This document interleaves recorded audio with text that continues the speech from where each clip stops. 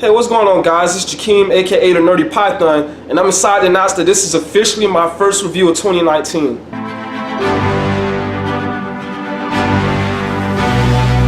So, Escape Room, I guess you can consider the film a psych horror. Either way, it's a little bit different from my usual movie, which is typically action and adventure. So, Escape Room, if you saw the trailers, then you already pretty much have a good idea what the movie's about. Basically, these 6 strangers are summoned to compete for $1 million in a game called Escape Room. And they soon find out that, that the rooms are basically death traps where they have to, search for clues to find a way to escape. In the opening scene, we meet Ben, played by Logan Miller, trying to escape one of the final death traps. Ben is like an average 20-something, working a retail job. He's kind of like a very pessimistic, gloomy, almost emo type character, which you can kind of understand and sympathize with him when they kind of go into his backstory. Then after that, we meet Zoe, who's like a very shy, reserved college girl. She just had an innocence about her that I personally found very attractive, and she was very easy on the eyes, being a nice little brown sugar lady. So ain't nothing wrong with that. But anyway, she's played by Taylor Russell. After that, we meet Jason, who's played by Jay Ellis, and he's kind of like the rich corporate tycoon of the group. And he establishes himself pretty early on as like the cocky guy of the group. He's just really arrogant with like an obvious kind of like self-importance about him. With his head high in the clouds, thinking that he was pretty much better than everybody else around him. So then the movie pretty much skips over to the contestants' arrival at the facility, where we meet the other 3 contestants, Danny, Mike, and Amanda. Amanda, played by Deborah Ann Woll, was sort of like the tough girl of the group compared to Zoe, who is otherwise like really shy and quiet. She's definitely my favorite character in the film.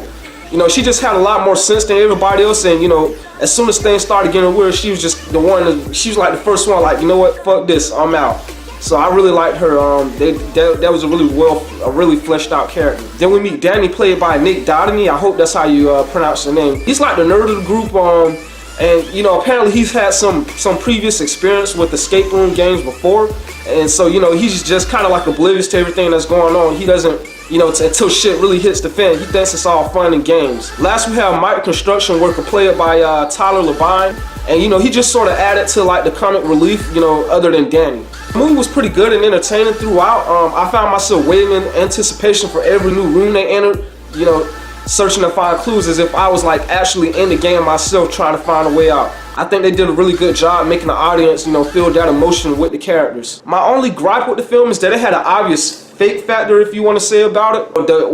With the first death trap, I kind of felt like it was prolonged to the point where, of course everybody was going to find a way out. It kind of made it like, it kind of ruined the scene a little bit, because it's kind of like they just went the obvious route. The way that the trap was, I felt like at least 2 characters, and you'll understand once you see the film, at least 2 of those characters should have died at that moment. But of course, it's at the beginning of the film, and like nobody's supposed to die. Call me morbid, but hey, I kind of just felt like that's what made sense.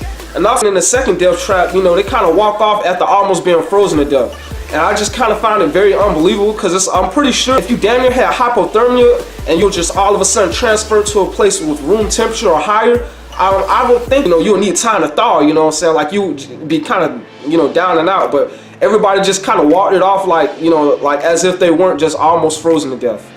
And then the last thing, I felt like Zoe, who was supposed to be like the real quiet, innocent, and like harmless one, somehow at the end she had the biggest balls of the film, and she was able to pick up a gun with the intent to kill. And it's kind of like, whoa, where did that come from? And it was just a little bit inconsistent. But none of those 3 things were like that big of a deal. Again, it's just something that I personally was able to pick out. But I don't think it really ruins the movie in any way, because the movie is definitely fun and entertaining. We also got a pretty big plot twist that sets up well for a sequel, so make sure you pay attention to the final act. So yeah, definitely guys, go see it. I give it 3.5 out of 5 snake eggs. So did you see Escape Room? What did you think? If you like this review, you know what to do. Like, comment, and subscribe. And as always, Nerdy Python is out of here.